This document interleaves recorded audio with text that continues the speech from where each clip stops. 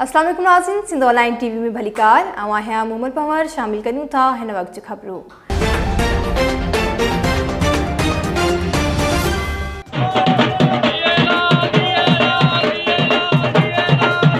नाज़रीन, सिंध के अज़ीम बुजुर्ग सैयद एहसन शाह गाज़ी जो सालियानो उर्स मुबारक शाह जी मशीन के भरिसां गडेजीअ में वॾे अक़ीदत सां मल्हायो वियो।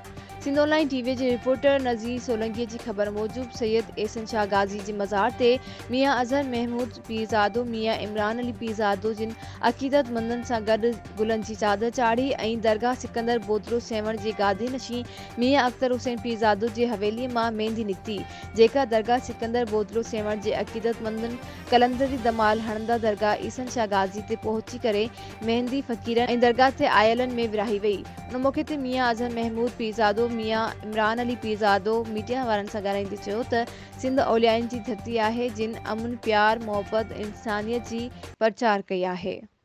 वधीक खबरुनि अपडेट्स जे लाइ ॾिसंदा रहो सिंध ऑनलाइन टीवी।